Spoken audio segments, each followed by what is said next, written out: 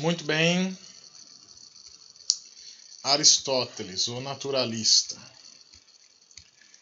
Aristóteles, ele era um discípulo do Platão, mas ele se contrapôs ao seu mestre. Claro que ele aprendeu, né, como vocês viram agora há pouco.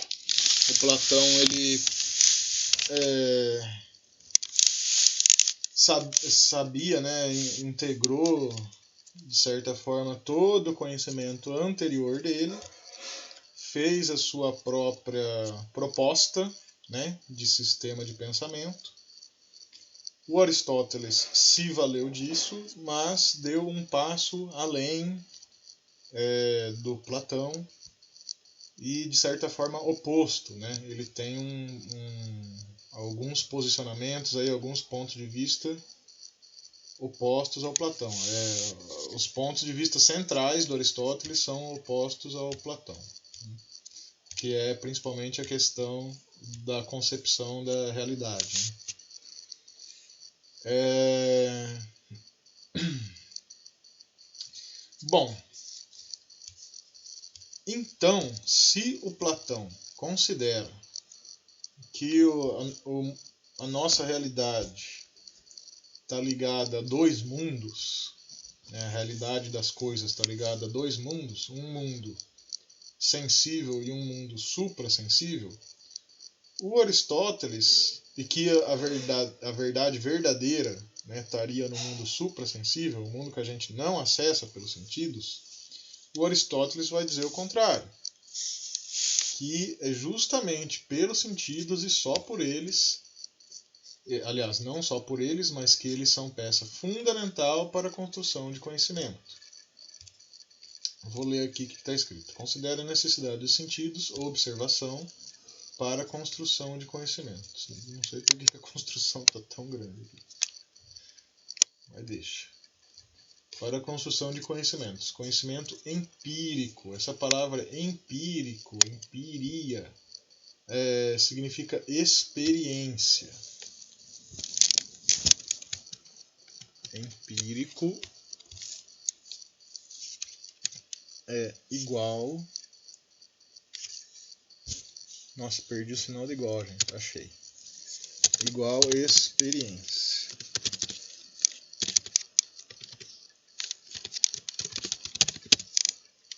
Empírico é igual experiência. O que significa isso? Que só é possível um conhecimento não por estratégias racionais, enfim, raciocínios mirabolantes, mas pela experiência. Que experiência? A observação. Aí a observação depende dos sentidos, dos olhos, né? Especificamente, da visão. Né?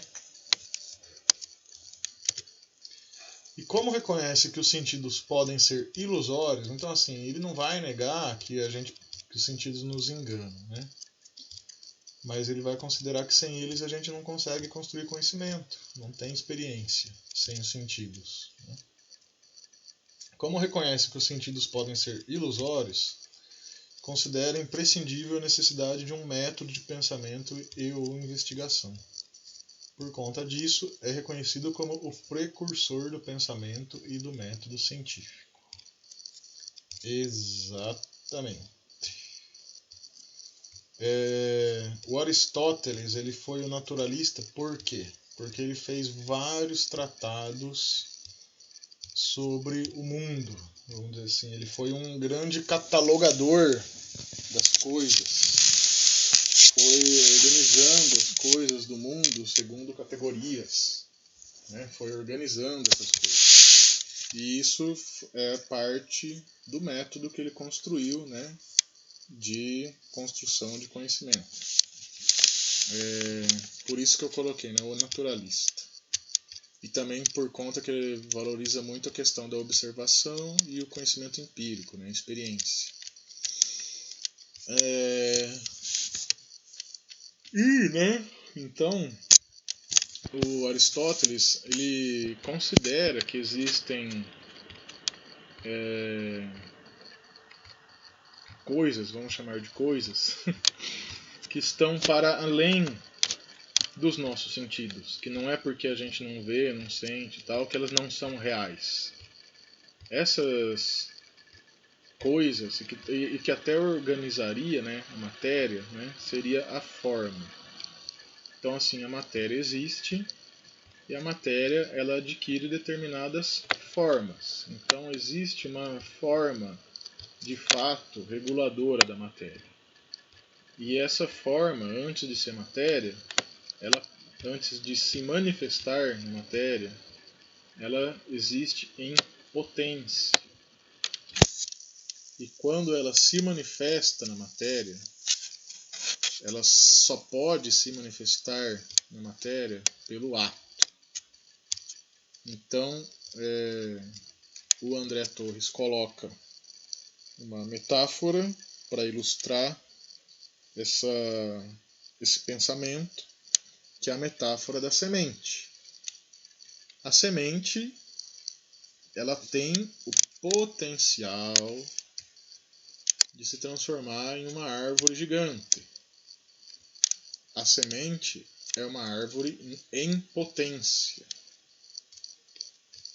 Quando a semente se transforma em árvore, então o que aconteceu foi que ela passou ao ato de potência de árvore ao ato de ser árvore.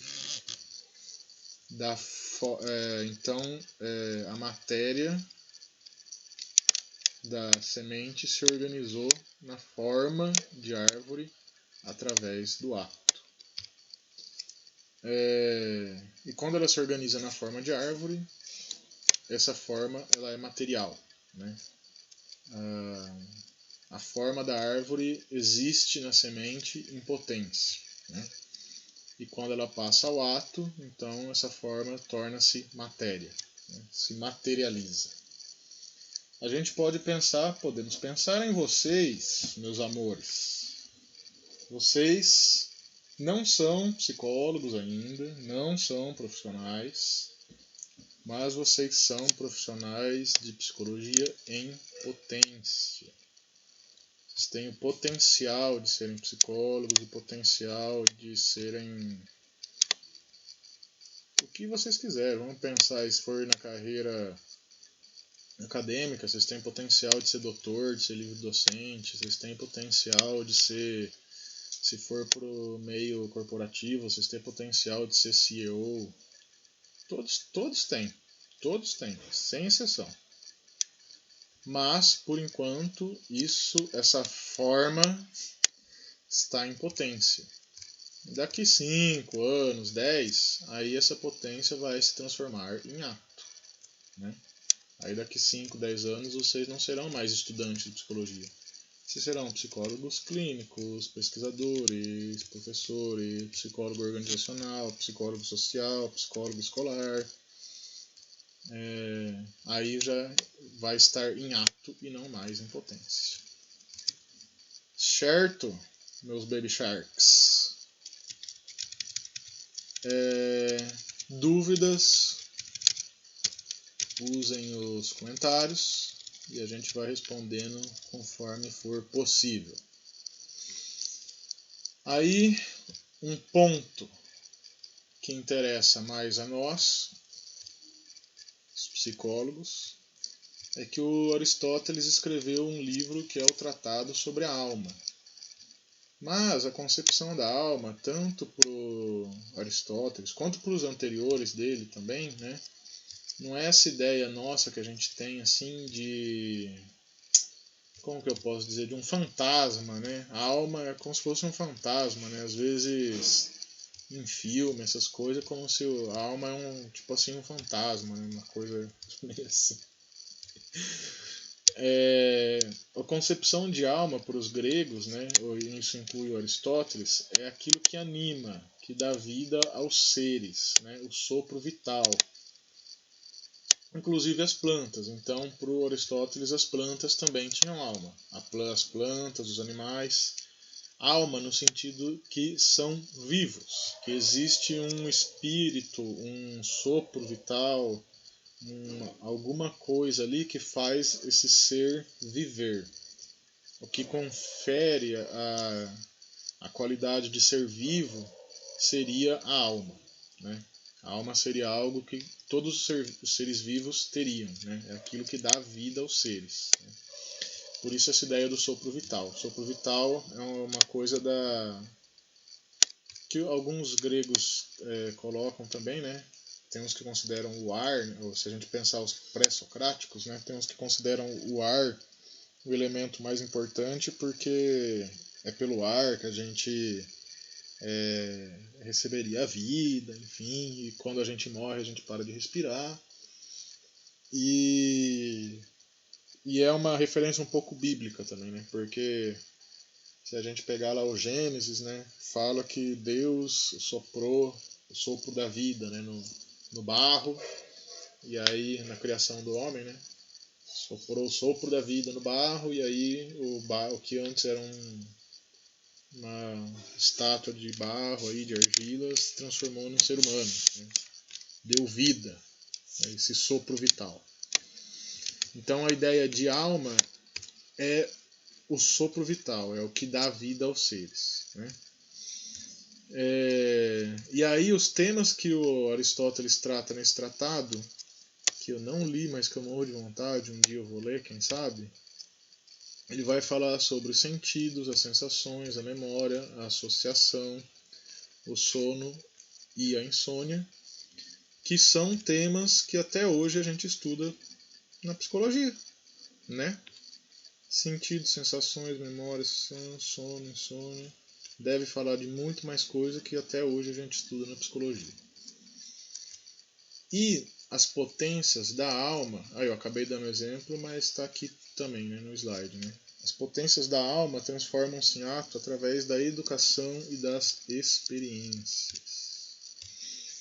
Então, ao contrário do Platão, que dizia que a gente já traz tudo de casa, né, sendo a casa o mundo das ideias, traz tudo da outra casa para essa casa, né, que é o mundo sensível. O Aristóteles não, ele fala que a gente que as potências da alma só vão se transformar em ato pelas experiências. A gente tem que vivenciar, tem que agir para as potências se manifestarem. Uma das experiências para isso é a educação, né? E essa concepção do Aristóteles vai servir de base para as teorias psicológicas empiristas. Aí lembra que empírico, empirista, empiria tem a ver com experiências. Tábula rasa, folha em branco, daqui a pouco eu explico melhor. Que consideram que as nossas características são adquiridas através das experiências e que não nascemos com elas, como as inatistas. Então as concepções inatistas dizem que a gente nasce com as nossas características. As concepções empiristas dizem que não, que a gente adquire, desenvolve essas características através das experiências e que antes da gente experimentar e desenvolver as nossas características, nós somos como uma folha de papel em branco. Ou esse termo, né, que é bem comum, vocês vão encontrar por aí, uma tábula rasa. O que é uma tábula rasa? Antes de existir folha em branco, né, folha de papel em branco, que a gente vai lá e rabisca, existia a tábua rasa, uma tábua reta. Lembra das tábuas da lei, lá do Moisés, né? Antes de escrever alguma coisa nessas tábuas de pedra, ela é lisa, rasa. Quando você marca, né, com a... Nossa, esqueci o nome. Eu ia falar cunha. Pode ser cunha, mas tem um outro nome também. Cinzel. Você vai marcando ali, aí ela vai ficando funda, né? Vai ficando um baixo relevo. Então, isso é a tábua rasa. É uma tábua sem nada marcado, sem nada escrito. Uma folha em branco, sem nada escrito. Então, os empiristas, eles consideram que nós nascemos como uma folha, em branco. Os empiristas puros, 100%. Né? Consideram que a gente nasce uma tábula rasa, uma folha em branco, sem nada escrito. E que as inscrições, né, quem faz as inscrições, né, usando essa metáfora, seriam as experiências pelas quais a gente passa. Ou seja, o contrário do que diz o Platão, que diz que a gente já vem com o pacote de fábrica. Né? Essa é, então, mais uma oposição que o Aristóteles tem com o mestre dele. O mestre é inatista, Aristóteles é empirista. Como vocês viram na aula de metodologia científica, o Platão é um representante das teorias dualistas, né, que consideram que existem duas realidades. O Aristóteles é um representante das teorias monistas, que consideram que existe apenas uma realidade. É uma outra oposição entre o Platão e o Aristóteles. Certo? Bom, esses senhores são a base de toda a ciência ocidental. Não só de toda a ciência, de todo o pensamento ocidental, de toda a cultura ocidental. Eles são a base. Né? Por isso a gente estuda eles, por isso é importante conhecer, porque tudo que vier depois vai tomar eles como base. Não dá para ignorá-los. Certo? Pretendo amanhã postar então a próxima aula, que será o capítulo seção 1.4, capítulo 4 da unidade 1, Idade Medieval e o Pensamento Cristão. Certo, queridos e queridas? Fiquem bem, cuidem-se. Um abraço. Estou morrendo de saudades. E até. Abração.